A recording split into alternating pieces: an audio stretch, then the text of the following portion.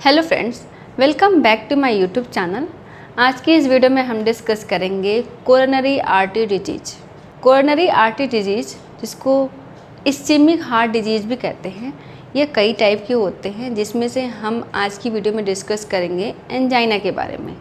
आज की इस वीडियो में हम डिस्कस करेंगे एंजाइना के बारे में, एंजाइना से हार्ट अटैक के बारे में, कब एंजाइना शुरू हुआ, एंजाइना के बाद हार्ट अटैक कैसे फॉर्म हुआ, इन दोनों के बीच के प्रोसेस के बारे में डिस्कस करेंगे, कैसे एंजाइना डेवलप हुआ और एंजाइना के बाद हार्ट अटैक फॉर्म हो गया, हार्ट अटैक हो गया। Human heart 24 our into 7 day काम करता है, पूरे टाइम हमेशा बिना थके बिना रुके काम करते रहता है। हार्ट को भी कुछ अमाउंट ऑफ ब्लड और ऑक्सीजन की नीड पड़ती है काम करने के लिए, प्रॉपर बिना रुके बिना थके काम करने के लिए कुछ अमाउंट ऑफ ऑक्सीजन और ब्लड की नीड पड़ती है। हार्ट का जो ब्लड सर्कुलेशन होता है उसको कोरोनरी सर्कुलेशन या फिर कोरोनरी आर्टरी कहते हैं। कोरोनरी आर्टरी के दो ब्रांच होते हैं, राइट कोरोनरी आर्टरी और लेफ़्ट कोरोनरी आर्टरी। बहुत सारे कारणों की वजह से कोरोनरी आर्टरीज के किसी भी ब्रांच में ऑक्लूजन या फिर प्लाक का फॉर्मेशन हो सकता है। प्लाक को ही मेडिकल भाषा में एथेरोस्क्लेरोसिस कहते हैं। यह प्लाक का फॉर्मेशन क्यों होता है? ऐसे पेशेंट जिनकी हाई बीपी है, हाई कोलेस्ट्रॉल लेवल है, फास्ट फूड बहुत ज़्यादा खाते हैं, ड्रिंक करते हैं, स्मोकिंग करते हैं, ऐसे पेशेंट में हार्ट के किसी भी ब्रांच में प्लैक का फॉर्मेशन हो सकता है। ये जो प्लैक का फॉर्मेशन है, प्लैक कोलेस्ट्रॉल, वैक्सी सब्सटेंस और भी कुछ ऐसे सब्सटेंस मिलके कोरोनरी आर्टरीज के एरिया में जाके डिपॉजिट होते रहते हैं और वहाँ पे डिपॉजिट हो जाते हैं। अगर यह प्लैग 70% या 70% से कम है तो कोई प्रॉब्लम की बात नहीं है, आराम से ब्लड का फ्लो बॉडी में होता रहेगा, कोई दिक्कत नहीं है, कोई सिम्टम नहीं आएंगे क्योंकि ब्लड का फ्लो प्रॉपर हो रहा है। ऐसे पर्सन जब वो कुछ एक्टिविटी करते हैं, कुछ काम करते हैं, सीढ़ियाँ चढ़ते हैं, कुछ फिजिकल वर्क करते हैं, तो उन्हें चेस्ट पेन होता है, चेस्ट में भारीपन फील होता है। और जैसे ही वो आराम करेंगे उन्हें आराम हो जाएगा, उन्हें नॉर्मल फील होने लगता है, वो फिर अपना काम करने लगते हैं, फिर उन्हें चेस्ट पेन होता है, फिर वो रेस्ट करते हैं। ऐसे करते करते अगर आप इग्नोर करते हो और अपना ट्रीटमेंट नहीं लेते हैं, इसको ध्यान में नहीं रखते हैं, तो ये प्रॉब्लम आगे बढ़ सकती है। ऐसे पेशेंट जिनको काम करने के दौरान चेस्ट पेन हो रहा है, उसके बाद ठीक हो जा रहा है, रेस्ट करते ही ठीक हो जा रहा है, ऐसे चेस्ट पेन को, ऐसे एंजाइना को कहते हैं स्टेबल एंजाइना, क्योंकि पेशेंट इसमें स्टेबल है, पेशेंट को कोई प्रॉब्लम नहीं हो रही, कोई पेशेंट के लिए कोई घातक प्रॉब्लम नहीं है अभी, स्टेबल एंजाइना इसको कहते हैं। ये जो प्लैक का फॉर्मेशन हुआ है 70%, 60%, 50%, ये जो प्लैक का फॉर्मेशन हुआ है, ये प्लैक के ऊपर एक मेम्ब्रेन बन जाती है, एक मेम्ब्रेन या फिर कवरिंग बन जाती है, और ये कवरिंग हो सकता है रप्चर हो जाए। ये कवरिंग कभी भी किसी भी वजह से रप्चर हो सकती है, हो सकता है बीपी ज़्यादा है और स्ट्रेस बहुत ज़्यादा है, और भी बहुत सारे ऐसे कारण हैं जिसकी वजह से जो प्लैक के ऊपर जो मेम्ब्रेन फॉर्म हुई है वो मेम्ब्रेन रप्चर हो जाती है। और ये जब मेम्ब्रेन रप्चर होती है आर्टरीज में, तो हमारे बॉडी को ऐसा लगता है कि यहाँ पे इंजरी हुई है, यहाँ पे चोट लगी है, तो हमारे ब्लड के कुछ ऐसे कंपोनेंट्स हैं जो वहाँ पे क्लॉट बनाते हैं। हमारे ब्लड के कुछ ऐसे जो कंपोनेंट हैं जो क्लॉट का फॉर्म करते हैं। नॉर्मली जब हमारे कहीं बॉडी में कट लगता है तो जो क्लॉट बनाने में हेल्प करते हैं, वही सारे कंपोनेंट हमारे आर्टरी में जाके कलेक्ट होने लगते हैं, जैसे फाइब्रिन है, कैल्शियम है, प्लेटलेट है, और भी कुछ ऐसे ब्लड के कंपोनेंट हैं जो वहाँ पे जाके आपस में वहाँ पे कलेक्ट होने लगते हैं, और जो 50%, 60%, 70% ऑक्लूजन बना हुआ था, वो ऑक्लूजन अब 100% हो जाएगा, क्योंकि वहाँ पे ब्लड प्रोडक्ट जो है, ब्लड सब्सटेंस जो है वो कलेक्ट होने लगे हैं, प्लेटलेट कलेक्ट हो गया।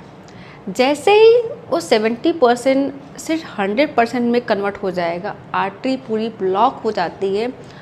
आर्टरी ब्लॉक हो गई तो ब्लड सर्कुलेशन इंटरप्ट हो जाएगा, ब्लड सर्कुलेशन बिल्कुल रुक जाएगा और पेशेंट को सिवियर चेस्ट पेन होगा।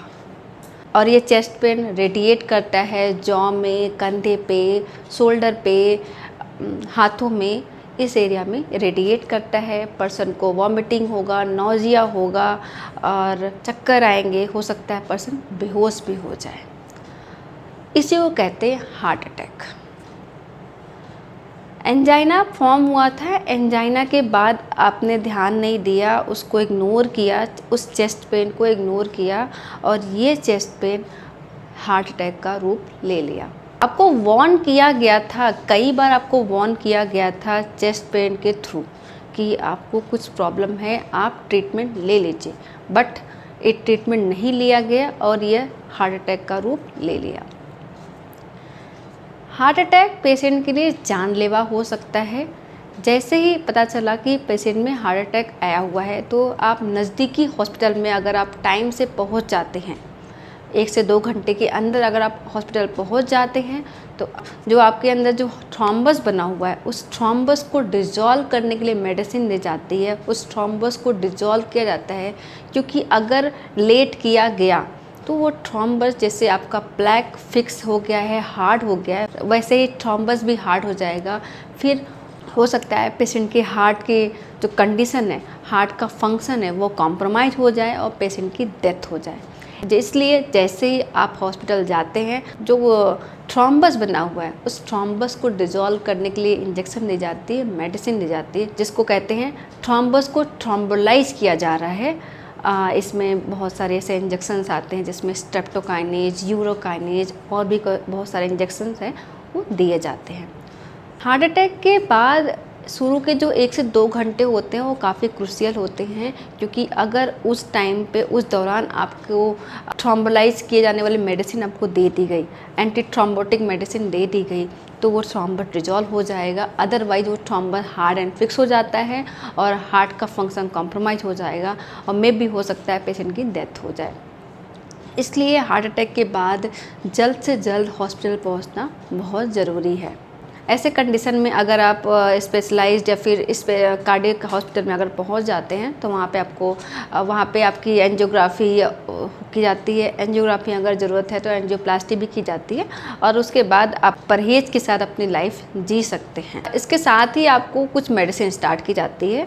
तो जो मेडिसिन स्टार्ट होती है एंजाइना में जो मेडिसिन स्टार्ट होती है, एंजाइना में चेस्ट पेन हुआ, पेशेंट को चेस्ट पेन हुआ, पेशेंट हॉस्पिटल गया दिखाने के लिए, तो उस टाइम पे आपको क्या क्या मेडिसिन स्टार्ट होती है उसके बारे में थोड़ा शॉर्ट में रिव्यू कर लेते हैं, क्या क्या आपको मेडिसिन स्टार्ट होती हैं।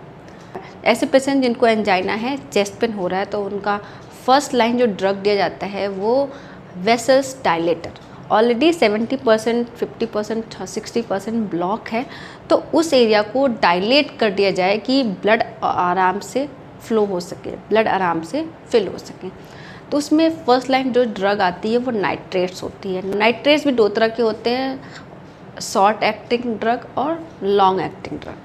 शॉर्ट एक्टिंग ड्रग विदिन 5 से 10 मिनट के अंदर ही अपना काम करते हैं, जिसमें सॉर्बिटेट आता है, आइसोड्रिल आता है। सॉर्बिटेट को जनरली पेशेंट को बोला जाता है कि अपने पॉकेट में लेके चलें, जहाँ भी जाए उसको लेके जाएं। अगर इनकेस आपको पेन होता है तो आपको उसको जीभ के नीचे रखना होता है। जो शॉर्ट एक्टिंग ड्रग है, सॉर्बिटेट है, आइसोड्रिल है, उसको जीभ के नीचे रखना होता है। सॉर्बिटेट को आपने देखा होगा कि वो हार्ट शेप का आता है, कि जिसको आप पहचान सको कि ये दवा वही है, हार्ट शेप की मेडिसिन आती है। इसको आपको जीभ के नीचे रखना होता है, पानी के थ्रू इसको नहीं लेना होता है। दूसरा है लॉन्ग एक्टिंग ड्रग, जिसमें नाइट्रोग्लिसरीन है, एंजिस्पार्ज है, ये भी दवा दी जाती है। लॉन्ग एक्टिंग लंबे टाइम तक काम करती है। दूसरी दवा है कैल्शियम चैनल ब्लॉकर। ऐसी कैल्शियम चैनल ब्लॉकर में भी जैसे एम्लोडिपिन है, नेफेटिपिन है, जो कि हमारे ब्लड वेसल्स को भी डायलेट करती है और साथ के साथ बीपी को भी कम करने का काम करता है कैल्शियम चैनल ब्लॉकर। और उसके साथ ही अगर किसी पर्सन को हार्ट रेट बढ़ने या रिदम की प्रॉब्लम है, कि जिनकी हार्ट रेट ज़्यादा रहती है, ऐसे पर्सन को बीटा ब्लॉकर दी जाती है, जिसमें मेटलॉर है, एटनोलॉल है। ये दवा उन्हें नहीं दी जाएंगी जिसके वो लंग्स की प्रॉब्लम जैसे एस्थमा है, ऐसे लोगों को ये दवा नहीं दी जाती, ऐसे लोगों को ये दवा कॉन्ट्रा इंडिकेटर होती है। तो ऐसे पर्सन में कैल्शियम चैनल ब्लॉकर जैसे एमलोटिपिन, नेफेटिपिन, ये सारी दवाइयाँ दी जाती हैं। साथ में अगर हार्ट रेट कम होता है तो ऑक्सीजन की डिमांड कम हो जाएगी। ऑक्सीजन डिमांड कम हो जाएगा तो जो हार्ट है वो हमारा लो ऑक्सीजन पे काम करेगा, लो ऑक्सीजन पे वर्क करते रहेगा। साथ में एक निकोरेंडल ड्रग भी दी जाती है जो ब्लड वेसल्स को डायलेट करता है और एक तरह का कार्डियक मेडिसिन है। एंजाइना के पेशेंट में प्लेक का फॉर्मेशन हुआ है तो उस पर मेम्ब्रेन का फॉर्मेशन भी हुआ है, तो मेम्ब्रेन कभी भी रप्चर हो सकती है। तो ऐसे में रप्चर हो जाएगी तो थ्रोम्बस का फॉर्मेशन हो सकता है, फिर से हार्ट अटैक क्रिएट हो सकता है। तो ऐसे पर्सन में एंटी प्लेटलेट ड्रग स्टार्ट कर दी जाती है। एंटी प्लेटलेट ड्रग जो कि प्लेटलेट को आपस में चिपकने से रोकती है। प्लेटलेट एक जगह आपस में चिपकेगा नहीं, ऐसी ड्रग स्टार्ट की जाती है। ऐसी ड्रग में आती है एस्पिरिन, क्लोपिड्रोग्रेल, ये दोनों ड्रग की कॉम्बिनेशन दी जाती है जिससे पर्सन में थ्रोम्बस का फॉर्मेशन ना हो, प्लेटलेट आपस में चिपके नहीं और हार्ट अटैक की रिस्क कम हो जाए। ऐसे पर्सन जिनके शरीर में प्लेक का फॉर्मेशन हुआ है तो ऐसे लोगों को एंटी कोलेस्ट्रॉल मेडिसिन दी जाती है कि कोलेस्ट्रॉल बॉडी में कम रहे, कोलेस्ट्रॉल का लेवल बॉडी में कम से कम रहे।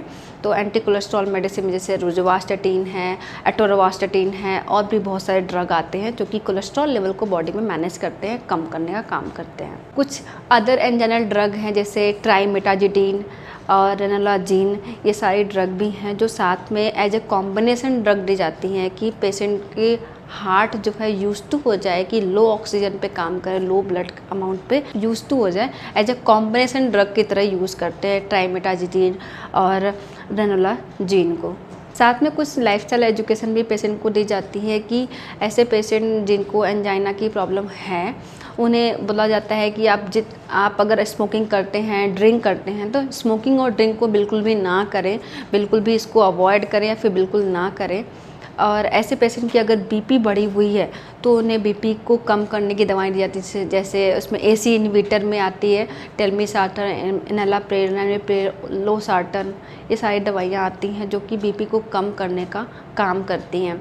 इस वीडियो से आप ये एजुकेशन ले सकते हैं कि अगर आपको चेस्ट पेन फील हो रहा है किसी काम की वजह से, कोई काम करने से आपको चेस्ट पेन जैसा फील हो रहा है तो तुरंत अपने डॉक्टर से या फिर अपने कार्डियोलॉजिस्ट से को दिखाएं कि ऐसी प्रॉब्लम हो रही है और जो भी प्रॉब्लम है वो डायग्नोस हो जाए, टाइम रहते डायग्नोस हो और उसके ट्रीटमेंट स्टार्ट हो, जिससे कि अदर कोई घातक प्रॉब्लम ना हो।